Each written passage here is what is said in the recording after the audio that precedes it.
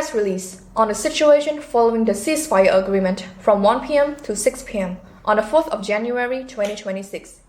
In accordance with the spirit of the joint statement of the third special meeting of the General Border Committee on 27 of December 2025, specifically paragraph 1, both countries have continued to implement the ceasefire, resulting in a calm situation from 1 p.m. to 6 p.m. on the 4th of January 2026. At the same time, displaced persons have been gradually returning to their homes, while the authority have been implementing a number of priority tasks as outlined below. First, situation of displaced persons. An additional of 25,407 displaced persons returned to their homes. As a result, out of a total of more than 640,000 displaced persons, 242,267 people, including 127,886 women and 78,907 children, remain in displacement camps. Second, the continued closure of essential public services. In Udon Province, 107 schools, 10 hospital or health centers, 1 provincial administrations, 1 municipal district administration, 4 commune Sangat administrations, and 1 administrative police station remain temporarily closed. In Mandalay Province, 321 schools, 237 public and 84 private, and 5 hospital or health centers remain temporarily closed. Similarly, in Pravihia Province, 61 schools and 14 hospital or health centers remain temporarily closed. Third, destruction of civilian physical infrastructure. There is no additional damage.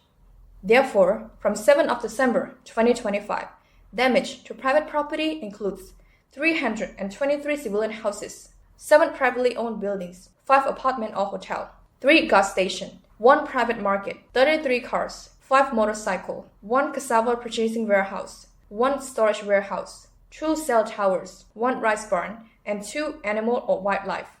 Damage to public property includes 25 schools, 7 health centers, 39 government office buildings, 6 pagodas, 1 almsgiving hall, 1 statue, 1 vehicle, 4 ancient temples, 5 bridges, 1 market, 4 road sections, and 1 electricity supply facility.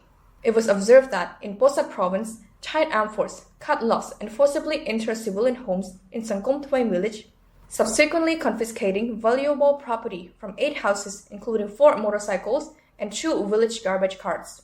Fourth, measures to rehabilitate houses and villages of displaced persons. In Pravihia Province, the impacts and damage in Jongsan district are being assessed, and food supplies have been transported to civilians who are not yet able to return to and reside in their homes. In Udon Province, a total of 84 villages remain inaccessible for civilians to return, while officials are actively preparing housing and village conditions in 172 villages. In Mandalay Province, officials have arranged temporary shelters for civilians who are not yet able to return to their homes and provided education on unexploded ordnance. In Battambang Province, authorities and relevant officials are continuing to visit affected residents, provide assistance, and inspect damaged residential sites, while also preparing to cooperate with the Cambodian Mine Action Center (CMAC) to clear unexploded ordnance. In Bosak Province, officials have conducted inspections of civilian houses in Sangkom Thmai village. In Gokong Province, authority and relevant officials are conducting inspection and providing additional assistance to displaced persons facing difficulties after returning to their homes. The Ministry of Interior of the Royal Government of Cambodia, in coordination with relevant institutions and local authorities, is continuing its efforts to restore suspended public services, facilitate the safe return of displaced persons, address damage to civilian homes and villages, support the operation to clear unexploded ordnance, and implement a nationwide prohibition on the operation of unmanned aerial vehicles or drone until further notice. The Ministry of Interior of the Royal Government of Cambodia expresses its full support for the Royal Government's strong and resolute protest carried out under the strategy of quiet but not silence through peaceful means, legal channels, and diplomacy in response to Thailand's violations. These violations include the unlawful station and occupation of territory, particularly military operations conducted by the Thai armed forces, and several locations across 4 Cambodian provinces, namely Buntiminchai, Bosat, Previhi, and Udaminchai province. At the same time, the Ministry of Interior of the Royal Government of Cambodia categorically opposes the destruction of civilian structures by the Thai armed forces, which stand in stark contradiction to the progress achieved by the Joint Boundary Commissions, especially along border segments near boundary pillars number 52 to 59 and number 42 to 47. These actions have raised serious concerns that Thailand is attempting to undermine ongoing border demarcation efforts through the establishment of military presence on the ground. The Ministry of Interior of the Royal Government of Cambodia therefore calls upon the Cambodian people to strengthen their support in principle, spirit, and stand for the royal government, particularly regarding the following 4 demands addressed to Thailand. 1. To immediately cease all hostile military activities along the Cambodia-Thailand border and within Cambodian territory.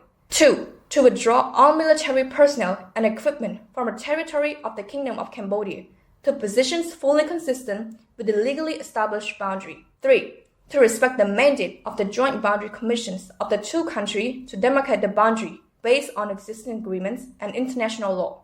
And 4. To comply in good faith with the terms and spirit of the Ceasefire Agreement of 20th of July 2025, the Joint Declaration on Peace and the Peaceful Settlement of Dispute between Cambodia and Thailand, signed in Kuala Lumpur on 26th of October 2025, and the Joint Statement of the Special GBC Meeting of 27th of December 2025. The Ministry of Interior of the Royal Government of Cambodia respectfully expresses its sincere gratitude and full support for Samdech the Johan Sein and Samdech Theppaday Hun Manait for the soundly formulated and effective national defense strategy, which has provided the Cambodian people, both within the country and abroad, with an increased sense of reassurance, confidence, and pride. We pay our deepest respect and tribute to the fallen heroes and share in the sorrow and mourning of their families, honoring their sacrifice and service to the nation. We also wish a swift and full recovery to the wounded forces who are currently receiving medical treatment in hospitals. May our fellow citizens continue to uphold the enduring spirit of Khmer unity forever. Phnom Penh, 4th of January 2026. Thank you.